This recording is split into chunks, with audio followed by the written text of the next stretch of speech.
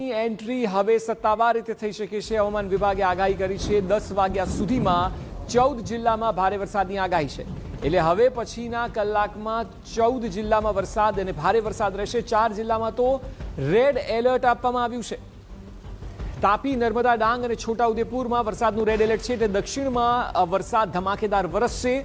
વલસાડ, સુરત, નવસારી, દમણ અને દાદરાનગર હવેલીમાં પણ ઓરેન્જ એલર્ટ છે। દક્ષિણના વિસ્તારોને સૌથી વધુ પ્રભાવિત કરશે આ વરસાદ। ત્યારબાદ આપ જુઓ વડોદરા, ભરૂચ, પંચમહાલ, દાહોદ, ગીર સોમનાથમાં યલો એલર્ટ આપવામાં આવ્યું છે। દીવ, ભાવનગર અને અમરેલીમાં પણ વરસાદનું યલો એલર્ટ હવામાન વિભાગે આપ્યું છે। એટલે 10 વાગ્યા સુધીમાં 14 જિલ્લાઓ એવા છે કે જ્યાં ભારે વરસાદ રહેશે।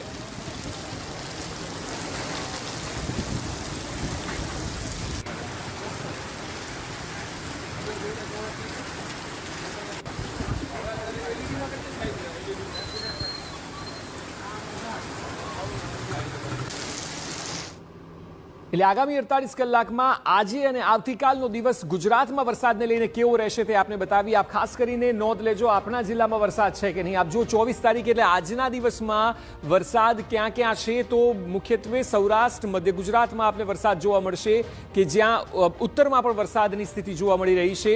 એટલે જે જગ્યાએ ગ્રીન ઝોન છે ત્યાં વરસાદ